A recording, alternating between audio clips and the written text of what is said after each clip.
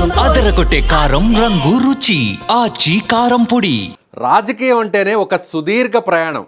కొందరికి అది పూలబాట, మరికొందరికి ముళ్ళదారి.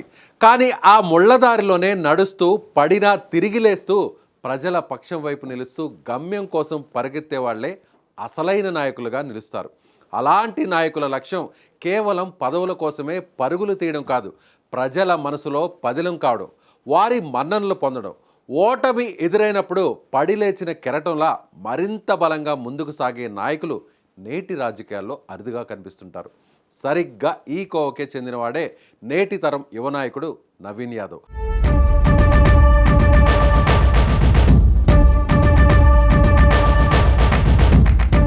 పదిహేనేళ్ల పాటు ఇదే పట్టుదలతో పోరాడారు నవీన్ యాదవ్.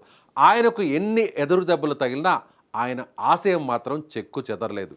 నేడు జూబ్లీహిల్స్ ఉప ఎన్నికల్లో విజయం సాధించి తన జీవితంలో మొదటిసారి గెలుపు రుచి చూశారు. ఓటమికే ఓటమిని నేర్పిన నాయకుడు ది వారియర్ నవీన్ యాదవ్ రాజకీయ పోరాట ప్రస్థానం గురించి ఈ వీడియోలో తెలుసుకుందాం.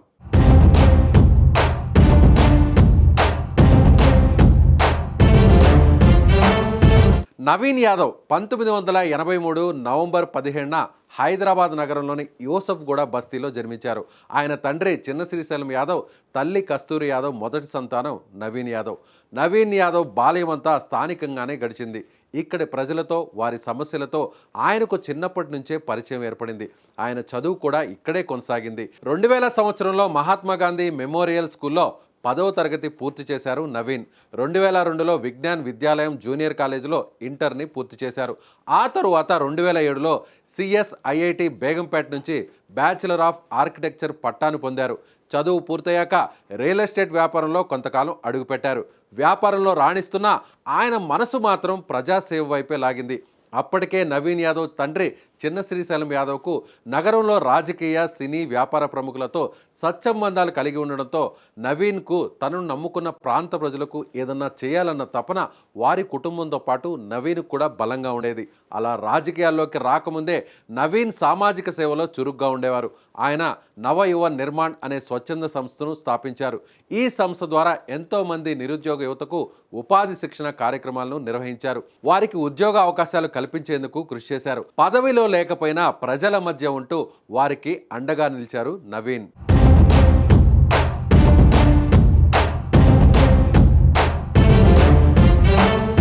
ఇక నవీన్ యాదవ్ 2009లో రాజకీయ ప్రస్థానం మొదలెట్టారు. యువ నాయకుడిగా స్థానికంగా అందరికీ అందుబాటులో ఉంటూ వారి సమస్యల కోసం పోరాటం చేసేవారు. 2014లో MIM తరపున జూబ్లీహిల్స్ అసెంబ్లీ నియోజకవర్గం నుంచి ఎమ్మెల్యేగా పోటీ చేసి 2వ స్థానంలో నిలిచారు.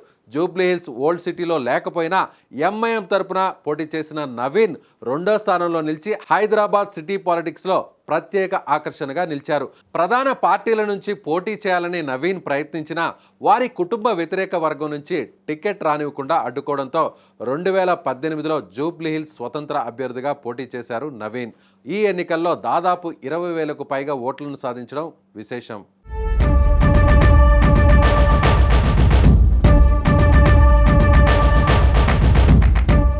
3 పదుల వయసులోనే ఎమ్మెల్యే అభ్యర్థిగా బరిలోకి దిగి 2 సార్లు ఓటమి చెందిన ఏ మాత్రం వెనక్కి తిరిగి చూడలేదు నవీన్ యాదవ్. సామాన్యంగా పాలిటిక్స్లో ఉన్నవారు ఎవరైనా సరే యుక్త వయసులో రాజకీయాల్లోకి వస్తే ఓటమి చెందిన వెంటనే ఆ పార్టీ నుంచో లేదంటే ఇక రాజకీయాల నుంచో పూర్తిగా తప్పుకుంటారు. కానీ నవీన్ యాదవ్ తత్వం వేరు. ఆయన ఓడిన ప్రతిసారి నిరాశ చెందలేదు, ప్రజలకు ఏ మాత్రం దూరం కాలేదు. నిత్యం వారి పక్షాన నిలుస్తూ ప్రజా పోరాటం కొనసాగించారు. అలాగే ప్రతి ఓటమిని ఆయన ఒక పాఠంగా తీసుకున్నారు. ఎక్కడ తప్పు జరిగిందో విశ్లేషించుకున్నారు. గెలిస్తే సేవ చేస్తాను అని ఆయన చెప్పలేదు, గెలిచినా ఓడినా మీతోనే ఉంటాను అని నిరూపించారు. ఆయన ఓటమి ఆయన ప్రజలకు మరింత దగ్గర చేసింది. ఆయన ఓపిక, ఆయన పట్టుదల ప్రజలను ఆకట్టుకున్నాయి. తిరిగి 2023 అసెంబ్లీ ఎన్నికల్లో స్వతంత్ర అభ్యర్థిగా జూబ్లీహిల్స్లో నామినేషన్ వేశారు నవీన్ యాదవ్. అప్పటికే నవీన్ యాదవ్ సుదీర్ఘ పోరాటాన్ని, స్థానిక ప్రజల్లో ఆయనకున్న పేరును కాంగ్రెస్ పార్టీ గుర్తించింది. అప్పటి TPCC అధ్యక్షుడు రేవంత్ రెడ్డి పిలుపుతో నామినేషన్ను విత్డ్రా చేసుకున్న నవీన్ కాంగ్రెస్ పార్టీలో చేరి అప్పటి కాంగ్రెస్ పార్టీ అభ్యర్థి అయిన మాజీ క్రికెటర్ అజరుద్దీన్ను బలపరిచారు.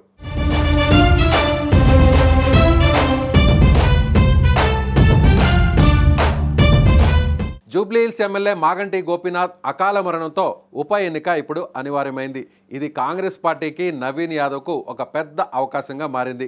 కాంగ్రెస్ అధిష్టానం ఆయన 15 ఏళ్ల కష్టాన్ని గుర్తించి జూబ్లీహిల్స్ ఉప ఎన్నికల్లో కాంగ్రెస్ పార్టీ అభ్యర్థిగా నవీన్ యాదవ్ను నిలబెట్టింది.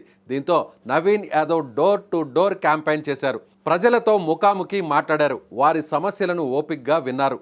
ఈ ప్రాంతవాసిగా బస్తీ నుంచి వచ్చిన మాస్ నాయకుడిగా నవీన్కు జూబ్లీహిల్స్ బస్తీలో ఉన్న ప్రధాన సమస్యలపై స్పష్టమైన అవగాహన ఉండడంతో ఉప ఎన్నికలకు ముందే జూబ్లీహిల్స్ నియోజకవర్గంలో అభివృద్ధి పనుల కోసం దాదాపు 150 కోట్ల రూపాయలను అభివృద్ధి పనుల కోసం జూబ్లీహిల్స్ నియోజకవర్గంలో మంజూరు చేయించారు ముఖ్యమంత్రికి చెప్పి నవీన్. అధికారం లేకపోయినా నవీన్ యాదవ్ చేసిన మంచి పనులను గుర్తించిన ప్రజలు ఆయన్ని బంపర్ మెజార్టీతో గెలిపించారు. ఈరోజు జూబ్లీహిల్స్ చరిత్రలో ఒక మైలురాయిగా నిలిచారు నవీన్. 2 సార్లు ఓడిన పట్టు వదలని విక్రమార్కుడిలా పోరాడిన నవీన్ యాదవ్ను జూబ్లీహిల్స్ ప్రజలు ఆయనకు మద్దతు పలికారు. మంచి మెజారిటీతో నవీన్ యాదవ్ విజయం సాధించారు.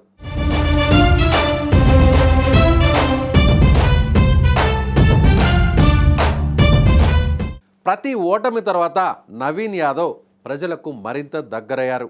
ప్రజల ఆశలను మోస్తూ మరింత బలంగా పోరాడారు. ఈ విజయం ఒక్క రోజులో వచ్చింది కాదు. 15 ఏళ్ల ఓపికకు, సహనానికి, ప్రజల పక్షాన నిలిచినటువంటి ధైర్యానికి, అలుపెరుగని పట్టుదలకు, నిరంతర ప్రజాసేవకు దక్కిన ఫలితం. ఈ ఘన విజయం ద్వారా నవీన్ యాదవ్ ఒక సత్యాన్ని ప్రపంచానికి చాటి చెప్పారు. రాజకీయాల్లోనో జీవితంలోనో పడినప్పుడు నిరాశ చెందకూడదు. ఓటమిని చూసి ఏమాత్రం భయపడకూడదు. మీకు ఓపిక, పట్టుదల, ధైర్యం ఉంటే, లక్ష్యంపై నిజమైన పట్టుదల ఉంటే ఈరోజు కాకపోయినా రేపైనా సరే విజయం తప్పకుండా మిమ్మల్ని వెతుక్కుంటూ వస్తుంది. అది నవీన్ యాదవ్ విషయంలో కళ్లకు కనిపిస్తున్న సాక్ష్యంగా మారింది. Hearty congratulations to Jubilee Hills MLA Naveen Yadav.